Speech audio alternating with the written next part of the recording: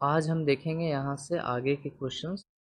Fifth तक हमने discuss कर लिए थे ऑलरेडी और आई होप आपको सारा समझ में आ गया होगा और आंसर मैंने डिस्कॉर्ड में वहाँ पर डाल दिया था। ठीक है, तो इसी के साथ हम शुरू करते हैं अपना सिक्स्थ क्वेश्चन से। बोलता क्या है कि write program to print Fibonacci series of n terms. देखो फिबोनाची सीरीज वाला क्वेश्चन बहुत फेमस होता है, हर जगह पर पूछा जाता है। और फिबोनाची सीरीज जब आपको फंक्शंस के रिस्पेक्ट में मिलेगा, रिकर्जन के थ्रू इसको बनाना होगा, तो अभी अगर आप इसको समझ लोगे तो वो उस समय बहुत ज़्यादा इजी हो जाएगा। ठीक है, और ये बहुत मतलब हर जगह पर ये पूछते हैं। तो फिबोनाची सीरीज होता क्या है, उसका जो पहला दो टर्म है वो तो कांस्टेंट रहेगा, 0 और 1 वो हर बार आता है। और उसके बाद से जो आपका थर्ड टर्म रहेगा ना, वो आपके पहले मतलब उसके पहले और दूसरे टर्म्स का सम रहेगा। मतलब देखो ये समझो, यहाँ पर हम फिबोनाची सीरीज 0 और 1 लिखते हैं, तब जो तीसरा टर्म आएगा वो प्रीवियस जो दो टर्म्स है का सम होगा। तो ये 0 और 1 का सम करोगे तो आएगा 1। अब इसके बाद जो टर्म आएगा वो इन दोनों का सम होगा। ठीक है, तो वो आ जाएगा आपके पास 2। अब जो नेक्स्ट टर्म आएगा वो इन दोनों का सम होगा, वो कितना आ जाएगा 3। अब नेक्स्ट जो टर्म आएगा वो इन दोनों का सम होगा, तो आ जाएगा 5। फिर जो नेक्स्ट टर्म होगा वो इन दोनों का सम हो जाएगा तो 8। ठीक है, तो इस तरह से मेरा चलते जाता है। आपको एन टर्म्स तक जाना है। ठीक है, और ये याद रखना कि पहला और दूसरा टर्म तो ऑलरेडी यहाँ पर लिखा हुआ है। पहला दूसरा टर्म तो हर बार आपका कौन ही रहता है। ठीक है, और उसके बाद से आपको मतलब 3 से लेके एन तक जाना है, ये चीज़ आपको करना है। ठीक है, क्योंकि 1 और 2 मतलब फर्स्ट और सेकंड टर्म तो हर बार कांस्टेंट है। चलो, उसके लिए हम यहाँ पर क्या करेंगे, enter the number of terms तो हमने लिया ही है, साथ ही साथ हम ए को अपना 0 बना लेंगे और बी को हम अपना 1 बना लेंगे, क्योंकि मेरा पहला और दूसरा टर्म है। ठीक है, और साथ ही साथ एक सी भी ले लेंगे। सी किसके लिए, थर्ड टर्म के लिए। अब यहाँ पर देखो, हम यहाँ पर ए और बी को पहले ही प्रिंट करा देते हैं। ठीक है, कॉन्सेप्ट ये है कि ए और बी को हम पहले ही प्रिंट करा देते हैं, क्योंकि उसमें तो मेरे को कुछ छेड़खानी करना नहीं है। जो भी मेरे को छेड़ना है वो थर्ड टर्म के बाद ही करना है। ठीक है, तो हम यहाँ पर लिखेंगे ए और बीच में आएगा आपका एक कॉमा, फिर से आएगा बी और उसके बाद फिर से एक कॉमा आएगा। और क्या मेरे को एंडल देने की ज़रूरत है, नहीं है, क्योंकि अब मेरे को लाइन चेंज नहीं चाहिए। मैं चाहता हूँ कि एक ही लाइन में सारा इनपुट मेरे को आउटपुट मिले। उसके बाद अपना लूप लगाएंगे। पहला दूसरा टर्म ऑलरेडी हमने प्रिंट कर दिया है ए और बी को, तो अब हम क्या करेंगे कि अपना 3 से स्टार्ट करेंगे और आई less than equal to n तक जाएंगे, तो जहाँ तक यूज़र चाहता है। ठीक है, उसके बाद अब देखो यहाँ पर से इम्पोर्टेंट चीज़, आपको क्या करना है कि थर्ड टर्म आपको सबसे पहले निकालना है, क्योंकि आपका फर्स्ट और सेकंड ऑलरेडी आपको मिला हुआ है 0 और 1। तो थर्ड टर्म के लिए आपको क्या करना पड़ेगा, ए और बी को ऐड करना पड़ेगा। ठीक है, ए और बी को आपने ऐड कर दिया तो उसके बाद आपको थर्ड टर्म मिल गया, तो देर क्यों करना है, इसको प्रिंट करा दो। इससे कॉम आएगा, लाइन चेंज नहीं करेंगे हम। ठीक है, और क्योंकि और कोई भी प्रिंटिंग नहीं आ रहा है सिवाय फाइबोनाची सीरीज़ के अलावा, तो हैंडल की ज़रूरत है भी नहीं। ठीक है, उसके बाद अब यहाँ पर देखो क्या हो रहा है, समझो यहाँ पर ध्यान से। ये 0 था, ये 1 था। ठीक है, और ये ए और ये बी था। उसके बाद देखो आपने क्या किया, ए और बी को तो ऑलरेडी प्रिंट करा दिया, तो ये इस तरह से ऐसा प्रिंट हो गया। उसके बाद सी को हमने क्या किया है, ए प्लस बी किया है, यानी कि 0 प्लस 1 यानी कि 1, और सी को हमने इस तरह से ऐसे प्रिंट करा दिया है। उसके बाद मतलब यहाँ पर सी ऑलरेडी आपका आ चुका है। अब देखो यहाँ पर आप क्या करो, आप जो ये बी है उसको आप यहाँ पर लेके आ जाओ। ठीक है, ध्यान से समझो।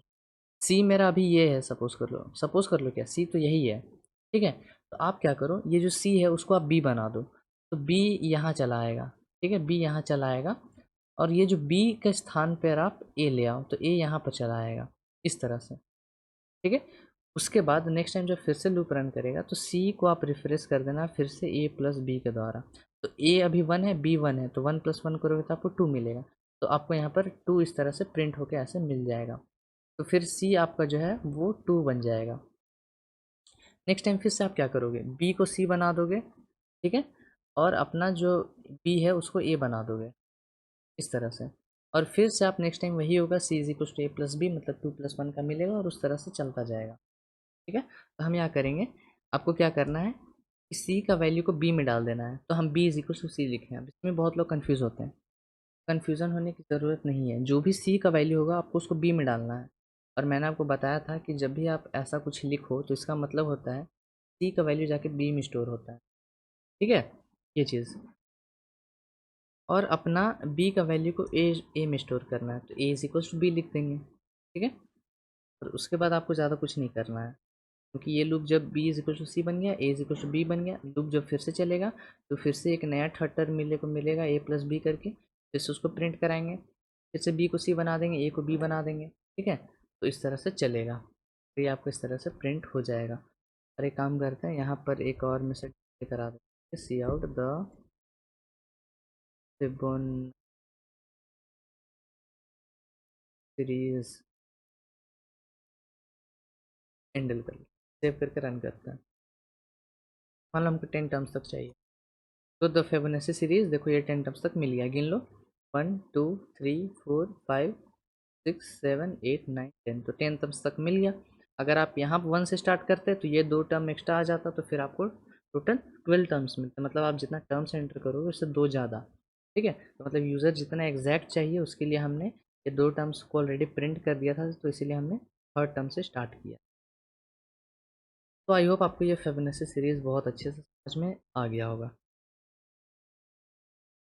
अब बढ़ते हैं हमारा 7th क्वेश्चन की तरफ। Write a program to print ASCII values from A to Z. अब आस की वैल्यूज आपको प्रिंट कराना है ए टू जेड का। पहले मेरे को ये बताओ कि ए टू जेड का जो एस की वैल्यू होता है वो क्या होता है, 5 से 90 होता है। ठीक है, लेकिन आपको ये डायरेक्टली ऐसा नहीं प्रिंट करा देना, आप ऐसा मेथड लगाना है जिससे वो प्रिंट हो जाए। ठीक है, चलो हम यहाँ पर क्या करते हैं, 7th में आता है। अब यहाँ पर आपको थोड़ा सा नया कॉन्सेप्ट मिलेगा। हम यहाँ पर सी आउट कराते हैं कि द, कुछ भी इनपुट तो लेने की यहाँ पर ज़रूरत है नहीं, तो हम यहाँ पर लिखेंगे the ASCII values from capital A to capital Z is follows. ये मैसेज मेरे को यहाँ पर ऐसे पे करा देंगे। अब यहाँ पर देखो हम सीधा लूप में घुसते हैं। ठीक है, अब हम कैर बनाते हैं, और मैंने आपको बताया था कि ज़रूरी नहीं कि हर बार जो आपको जो काउंटर वेरिएबल है वो इंटीजर ही हो, वो एक कैरेक्टर भी हो सकता है।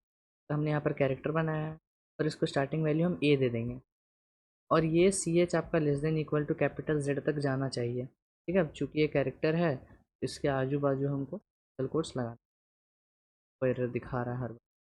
ठीक है, और हर बार मेरा सी एच जो है वो प्लस प्लस होगा। अब यहाँ पर +1 का यूज़ मत गलती से। ठीक है, ए टू जेड तक हम जा रहे हैं। अब आपको इसको प्रिंट कराना है, तो आपको यहाँ पर टाइप कन्वर्जन करना पड़ेगा, और टाइप कन्वर्जन मैंने आपको बहुत डिटेल में बताया। तो हम यहाँ पर क्या करेंगे कि सी आउट, पहले सी एच लिख देंगे, और यहाँ पर ऐसा कुछ लिख इक्वल्स टू। अब आपको क्या करना है, इस सी एच का आपको एस की वैल्यू चाहिए, तो हम इसको इंटीजर का टाइप कास्ट कर देंगे। तो यहाँ पर हमने जो मेरा कैरेक्टर है उसको हमने इंट में टाइप कास्ट कर दिया, तो मतलब ऑटोमेटिकली मेरा जो है ASCII कोड में कन्वर्ट हो जाएगा, देख लो। ठीक है, ए से लेके सारा जेड तक कन्वर्ट हो गया। अब इसी में आप एक दो लाइन एक्स्ट्रा ऐड कर सकते हो, मतलब इंट एक टेम्पररी वेरिएबल बना लेना, उसमें सी एच को स्टोर कर देना, फिर उस टेम्प को प्रिंट करा देना। तो एक एक्स्ट्रा वेरिएबल बनाने से अच्छा है इसी में सारा चीज़ खत्म कर। ठीक है, तो ये है मेरा 7th क्वेश्चन। 8th क्वेश्चन देखते हैं। देखो यहाँ से जो मेरा है 8 से लेके 9, तब इससे आगे क्वेश्चन था, आपको वाइल लूप का थोड़ा सा ज़्यादा इस्तेमाल करना पड़ेगा। क्वेश्चन क्या बोलता है, write a program to find whether a number is Niven number और नॉट। अब नंबर नीवन, नीवन नंबर क्या होता है वो देखो। A number is said to be Niven when it is divisible by the sum of its digit. मतलब जैसे कि एक मेरा नंबर है 1 to 6, इसका डिजिट्स के अगर आप सम को ऐड कर दो, ठीक है, तो जो भी वो नंबर आएगा ना, जैसे कि यहाँ पर 9 आया है, डिजिट्स को ऐड करके उससे ये जो ओरिजिनल नंबर है वो डिविजिबल होना चाहिए। जैसे कि तो 126 है, अगर ऐसा 1 3 6, तो सारा का डिजिट्स को ऐड करो, तो ये हो जाएगा 1 + 2 + 6, तो ये बनता है 9। अब ये जो ओरिजिनल नंबर है 126, ये 9 से कम्प्लीटली डिविजिबल होना चाहिए, तो मॉड अगर आप 9 से दोगे तो रिमाइंडर 0 आना चाहिए। ऐसे टाइप के नंबर को हम इवन नंबर बोलते हैं। ठीक है, चलो यहाँ पर आते हैं। मैंने नंबर को ऑलरेडी से ले रखा है। देखो प्रोसीजर क्या है, मैंने यहाँ पर आपको अब यूज़ पड़ेगा जो मैंने आपको पहले बता के रखा हुआ है, एक्सट्रैक्शन और रिमूवल। ठीक है, मतलब कैसे एक लास्ट डिजिट को आप यहाँ पर एक्सट्रैक्ट कर सकते हो और कैसे उसको रिमूव कर सकते हो। ठीक है, तो यही चीज़ का हम यहाँ पर इस्तेमाल करने वाले आते हैं। और यहाँ पर हम लिखेंगे कि इंट एस ओ डी का मतलब सम ऑफ डिजिट्स। ठीक है, मतलब इसमें हम डिजिट्स के जो सम है उसको इसमें स्टोर करेंगे।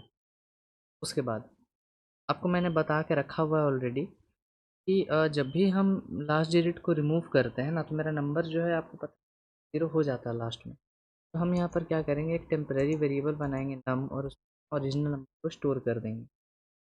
ठीक है, और जो भी ऑपरेशन करेंगे हम नम में करेंगे। तो हम यहाँ पर लिखेंगे कि while num is not equal to 0। और मैंने आपको बताया था कि वाइल नम भी आप लिखोगे तो भी वो सही है। ठीक है, दोनों सही है।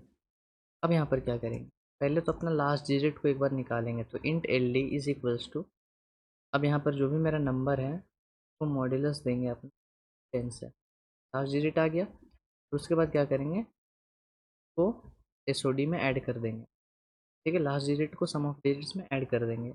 फिर हम क्या करेंगे कि number is equals to number by 10 कर देंगे, लास्ट डिजिट को रिमूव करने वाला पार्ट। ठीक है, और ये करने के बाद क्या होगा कि मेरा जो है नंबर एक एक हटता जाएगा, लास्ट डिजिट मिलता जाएगा और वो एस ओ डी में ऐड होता जाएगा। फिर जब ये वाइल लूप खत्म होगा, मेरा नंबर ऑलरेडी ज़ीरो बन चुका है। तब एन यू एम में जो नंबर है वो ज़ीरो बन चुका है, एन ओरिजिनल नंबर जो एन है वो अभी भी है। तो हम यहाँ पर लिखेंगे कि इफ़ आपका जो ओरिजिनल नंबर एन है अगर वो मॉड्यूलस चला जाता है एस ओ डी से, ठीक है, तो इज इक्वल टू ज़ीरो आता है, तो आपको प्रिंट करना है कि आउट इज़ अ इवन। ठीक है, और else it is not a even number. तो एक बार सेव करके रन करते हैं, देखते हैं 126 डालेंगे तो इट इज़ एन इवन। कोई एक्स्ट्रा नंबर ऐसे ही डाल लेते हैं तो it is not an even. ठीक है, अब देखते हैं ये प्रोग्राम एक बार कैसे मेरा हो रहा है। तो यहाँ पर देखो, सपोज कर लो हम अपना जो एन है तो हम 126 दिए थे। ठीक है, तो हम यहाँ पर एन इज इक्वल टू 126 लिख देते हैं। एस ओ डी मेरे पास कितना है, 0 है। ठीक है, फिर हम क्या कर रहे हैं, एक नंबर बना रहे हैं, नम नाम का एक वेरिएबल बना रहे हैं। फिर हम अपना नम एन को डाल दे रहे हैं। तो एन का वैल्यू क्या है, 126, तो वो यहाँ भी आ जाएगा। तो क्या एन में वो 126 नहीं रहेगा, वो रहेगा, उसमें कोई भी दिक्कत नहीं है। ठीक है, उसके बाद अब ये लूप में आओ, वाइल क्या तुम्हारा नंबर नॉट इक्वल टू 0 है, तो ये कंडीशन अभी ट्रू है कि नंबर मेरा 0 के बराबर नहीं है। देख लो यहाँ पर नम इज़ 126। ठीक है, तो तुम अंदर घुसो और एल डी में क्या करो कि नम बाई अगर 100 कर दोगे, मतलब ये इसको मॉड 10 दे दोगे तो आपको 6 मिलेगा। लास्ट डिजिट एक्सट्रैक्ट करने का मेथड मैंने आपको ऑलरेडी बताया है। उसके बाद इसको क्या करना है, सम ऑफ डिजिट में ऐड कर देना है। पर ऐड कर दोगे तो ये बन जाएगा आपका 6। फिर आपको क्या करना है, number is equal to number by 10। इससे हुआ क्या, ये लास्ट डिजिट ऑटोमेटिकली रिमूव हो जाएगा। फिर यहाँ पर आएगा ये वाइल वाला में, तो number not equal to 0 condition अभी भी ट्रू है, नंबर में 12 है। तो एल डी में मेरे को अभी क्या मिलेगा, एल डी में 2 मिल जाएगा, लास्ट डिजिट 2। फिर उसको मेरे को एस ओ डी में ऐड करना है, तो 6 + 2 करोगे तो 8 हो जाएगा, 8। उसके बाद नंबर से लास्ट डिजिट को हटाना है, तो 2 हट गया। तो नंबर क्या अभी भी नॉट इक्वल टू 0 है, हाँ नॉट इक्वल टू 0 है। तो फिर से घुसेगा, एल डी में इसको क्या मिलेगा, इस वक्त 1 मिलेगा। फिर ये 1 को कहाँ पे ऐड करना है, एस ओ डी में, ये बन जाएगा आपका। उसके बाद आपको क्या करना है, number is equals two by 10 करना है। तो बाई 10 करोगे तो ये बन जाएगा आपका 0। तो आपको कोई भी छोटा नंबर को बड़ा नंबर से डिवाइड देने पर मेरे को 0 मिलता है। यहाँ पर इंटीजर और इंटीजर दोनों रहे तब। उसके बाद देखो, अब वाइल वाला कंडीशन क्या फॉल्स हो जाएगा कि number not equal to number, तो ये कंडीशन तो फॉल्स है क्योंकि ये इक्वल है। ये फॉल्स हो गया तो आपका बाहर निकलेगा। ठीक है, और देखो ये नंबर मेरा 0 बन गया, इसीलिए मैंने आपको बताया था अगर आप एन पे ऑपरेशन करते, ठीक है, तो फिर आपको ओरिजिनल नंबर लॉस्ट हो जाता, लेकिन आपको ओरिजिनल नंबर को भी बचा के रखना है क्योंकि हमको उसको डिवाइड भी देना है एसओडी से। तो हम अपना जो ओरिजिनल नंबर जो बच गया मेरा 126, तो हम मोड़ दे रहे हैं 9 से, तो ये मेरे को 0 के बराबर मिल रहा है, इसलिए ये वाला लाइन प्रिंट हो रहा है। और अगर नहीं मिल रहा था तो ये वाला लाइन प्रिंट हो रहा था। ठीक है, तो ये है मेरा नीवे नंबर का प्रोग्राम, और लगभग सारे प्रोग्राम इसी तरह से वर्क करेंगे। 9th नंबर क्वेश्चन देखते हैं। Write the program to find whether a number is perfect number और नॉट। परफेक्ट नंबर क्या होता है, a perfect a number is said to be perfect if the sum of its factor excluding number itself is equal to the number। का मतलब देखो क्या है। Suppose कर लो हम एक नंबर लेते हैं 6। पहले तो आपको उसका फैक्टर निकाल, उसका फैक्टर कौन कौन होगा, 1 होगा, 2 होगा, 3 होगा और 6 भी होगा। लेकिन आपको क्या करना है कि इसके फैक्टर्स को ऐड करना है, लेकिन ये जो नंबर इटसेल्फ है इसको ऐड नहीं करना है। ठीक है, इसको आपको ऐड नहीं करना है, बस इसको ऐड करना है, बाकी बचे सारे नंबर्स। तो इसको ऐड करोगे तो क्या मिलेगा आपको 6, और ये इसके बराबर होना चाहिए। ये आपका परफेक्ट नंबर बन जाता है। ठीक है, तो यहाँ पर देखो हम इसको कैसे करेंगे, बोल लेते हैं। चलो अब मेरे को फैक्टर्स गिनना है, तो हम एक काउंट बनाएंगे, उसको 0 से इनिशियलाइज कर देंगे। उसके बाद अपना for int I is equals to 1 और आई लेस देन हम n तक जाएंगे। इस बार हम क्या कर रहे हैं ना कि अपना n तक जा ही नहीं रहे हैं। ठीक है, अब n तक जाएंगे ही नहीं तो मेरा फैक्टर्स मतलब वो नंबर के लिए वो गिना ही नहीं जाएगा। तब ये है बोलने का कि हम 1 से लेके लेस देन 6 तक जा रहे हैं। लेस देन 6 बोले तो 5 तक ही जा रहे हैं बस। तो जाहिर सी बात है कि जो भी मेरा फैक्टर निकलता जाएगा 6 ऑटोमेटिकली वो ऐड नहीं होगा। ठीक है, और यहाँ पर मेरे को काउंट की ज़रूरत नहीं, मेरे को ज़रूरत है किसकी, सम की। सम ऑफ फैक्टर की ज़रूरत है, मेरे को फैक्टर का सम निकालना है। ठीक है, तो इन सम ऑफ फैक्टर लिख दिया मैंने। उसके बाद देखेंगे कि इफ़ आपका जो ओरिजिनल नंबर n है अगर वो मॉड चला जाता है i से, ठीक है, कम्प्लीटली डिविजिबल है, तो हम यहाँ क्या करेंगे कि sum of factor plus equal to अपना i को कर देंगे। तो वो नंबर मेरा एक फैक्टर निकलता है और उसको सम ऑफ ऐड कर देंगे। ठीक है, और जब ये हो जाएगा तो हम बाहर आके ये चीज़ चेक करेंगे कि क्या मेरा सम ऑफ फैक्टर है, क्या वो मेरा ओरिजिनल नंबर n के बराबर है। अगर होता है तो सी out the number is correct, else the number is not a perfect number. Save करके रन करेंगे और अगर 6 डालेंगे तो the number is a perfect number. कोई और नंबर डाल देते हैं, परफेक्ट नंबर नहीं तो नॉट अ परफेक्ट तो दिखाएगा। ठीक है, तो यहाँ बस ट्रिक यही था कि यहाँ पर इक्वल टू लगा दोगे तो सारा खेल गड़बड़ हो जाएगा। देख लो, अगर हम 6 डालेंगे जो कि एक परफेक्ट नंबर फिर भी वो दिखाएगा नॉट परफेक्ट। तो मेरे को 6 को एक्सक्लूड करना है, तो एक्सक्लूड करने के लिए हम बस लेस देन n तक जा रहे हैं और जितना भी फैक्टर मेरे को मिल रहा है वो हम ऐड करते जा रहे हैं और फिर चेक कर ले रहे हैं कि सम ऑफ फैक्टर मेरा नंबर के बराबर है कि नहीं। ठीक है, तो ये सिंपल प्रोग्राम है। 10th नंबर देखते हैं। Write a program to input a number and check whether it is a neon number और नॉट। नियॉन नंबर क्या होता है, आपको एक नंबर मिलेगा उसको आपको स्क्वायर कर देना है। तो 9 देखो यहाँ पर एक नंबर है, इसका स्क्वायर किया तो 81। स्क्वायर करके जो नंबर मिलेगा उस नंबर का आपको डिजिट्स को ऐड करना है। अगर वो इक्वल टू नंबर आ रहा है तो वो नियॉन नंबर है। देखते हैं आप, तो देखो 9 है, प्रोसीजर क्या है, 9 है मान लो मेरा एक नंबर, तो सबसे पहले आपको स्क्वायर करना है। स्क्वायर करोगे तो आपको मिलेगा 81। फिर ये 81 है, इसके डिजिट्स को आपको ऐड करना है। तो 8 और 1 दो डिजिट्स हैं, ऐड कर दिया, मेरे को मिला 9। ठीक है, और ओरिजिनल नंबर मेरा 9 था तो ये इसके बराबर आना चाहिए। अगर ऐसा होता है तो मेरा, अरे वो नियॉन नंबर है। चलो यहाँ पर सबसे पहले हम क्या करेंगे, अपना इन को तो हमने इनपुट लिया है। ठीक है, और हमको इनको बचा के रखना है लास्ट के लिए, क्योंकि हम ये ओरिजिनल नंबर है। ठीक है, तो इसको मेरे को लास्ट के लिए बचा के रखना है। यहाँ पर एक एक्स्ट्रा वेरिएबल बना लेंगे इंट नम, और इसमें हम क्या करेंगे, अपना n इंटू एन कर लेंगे। तब जो n का स्क्वायर आएगा उसको हम नम में स्टोर कर लेंगे। ठीक है, अब हमको क्या करना है, ये नम में मेरे को स्क्वायर मिल गया यानी कि 81 मिल गया। इस 81 का हमको डिजिट्स को ऐड करना है। तो डिजिट्स को ऐड करने वाला हम मेथड यहाँ पर लगाते हैं वाइल नम, और यहाँ पर लिखेंगे int L D is equals to अपना जो भी नम है उसको कर देंगे 10 से।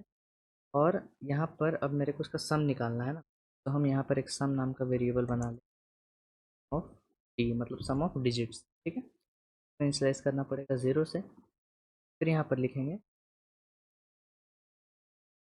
सम of digits plus equal to आपको एल डी को ऐड करना है। ठीक है, और साथ ही साथ आपको क्या करना है कि number is equals to number by 10 करना है, लास्ट डिजिट को रिमूव करना है। अब जैसे ही ये लूप खत्म होगा मतलब मेरे डिजिट्स ऐड हो जाएंगे। ठीक है, ये बार बार मैं आपको एक्सप्लेन नहीं करूँगा, ऑलरेडी मैंने आपको ये चीज़ बता रखा। उसके बाद सम ऑफ डिजिट्स मेरे को मिल गया। ठीक है, अब हम यहाँ पर चेक करेंगे कि इफ़ आपका सम ऑफ जो डिजिट्स है अगर वो ओरिजिनल नंबर के बराबर है, सी आउट इट इज़ अ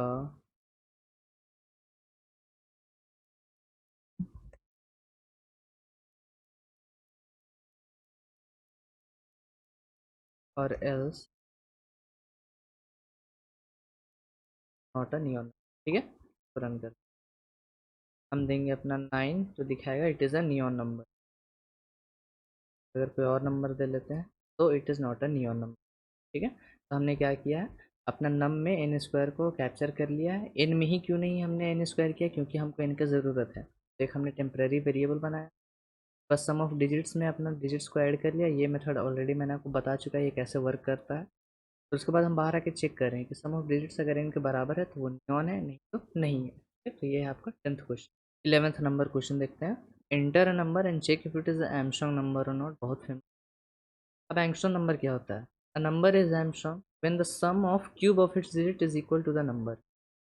अब देखो यहाँ, मान लो कि नंबर है 153। आपको इसका डिजिट्स को सेपरेट कर देना है, सब डिजिट्स का आपको क्यूब निकालना है, और जो भी क्यूब निकलेगा उसको ऐड कर देना है। और अगर वो नंबर के बराबर आया तो वो एक एंगस्ट्रॉम नंबर करके देख लो।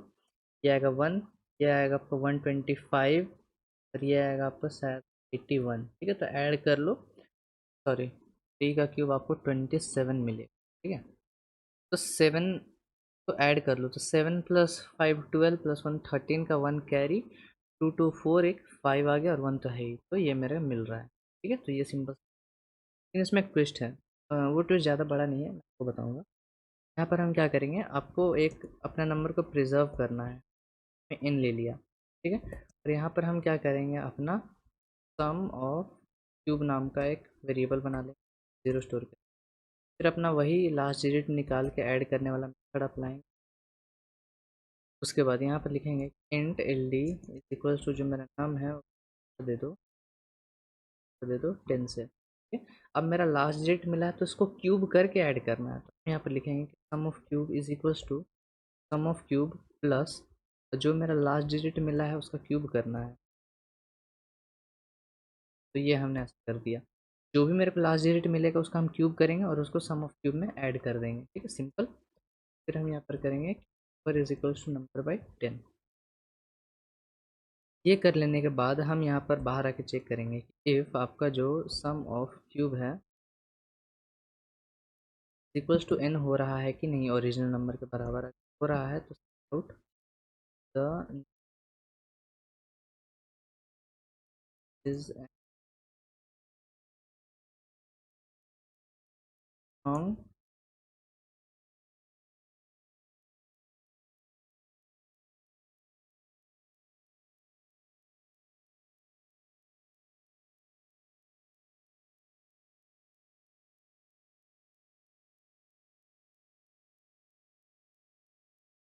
The number is not.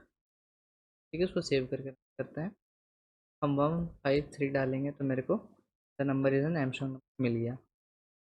तो प्रोग्राम में तो कोई यहाँ पर दिक्कत नहीं है, लेकिन देखो दिक्कत कहाँ पर, दिक्कत ये है कि एमस्ट्रॉन्ग नंबर ऐसा नहीं है कि बस आपको हर बार क्यूब ही करना है। ठीक है, क्यूब हमने क्यों किया, क्योंकि मेरा जो नंबर है वो 3 डिजिट्स का था, 3 डिजिट्स का था, इसलिए हमने यहाँ पर क्यूब किया। मान लो अगर मेरा नंबर जो है वो अगर 4 डिजिट का रहता तो आपको हर एक नंबर का टू द पावर 4 करके ऐड करना रहता। अगर मान लो नंबर मेरा 2 डिजिट्स का रहता तो हर एक डिजिट्स का आपको स्क्वायर करके ऐड करना। ठीक है, लेकिन अभी वो क्वेश्चन आपको मतलब बनाने में थोड़ा सा दिक्कत तो नहीं मैं बोलूँगा, लेकिन आपको देखो अगर वो चेंज करना तो आप क्या करोगे, सबसे पहले जो आपको ओरिजिनल नंबर है तो नंबर ऑफ डिजिट्स निकाल लोगे। ठीक है, एक ऐसा ही लूप लगा के आप नंबर ऑफ डिजिट्स निकाल। ठीक है, अब जैसे ही आप नंबर ऑफ डिजिट्स निकालोगे तो जितना नंबर ऑफ डिजिट्स आएगा उतना बार आपको ये चीज़ करना पड़ेगा। ठीक है, और उसके लिए हमको पॉप फंक्शन का यूज़ करना पड़ेगा, क्योंकि मेरे को तो नहीं पता रहेगा कि कितना नंबर वो मिलेगा। ठीक है, तो इस वीडियो को हम अभी यहीं पर रखेंगे, फिर से मेरा टाइम बहुत ज़्यादा बढ़ रहा है। तो नेक्स्ट लेक्चर में हम और आगे क्वेश्चंस को डिस्कस करेंगे। तो फिलहाल इस वीडियो को रखते हैं, मिलेंगे आपसे till then keep coding and bye bye.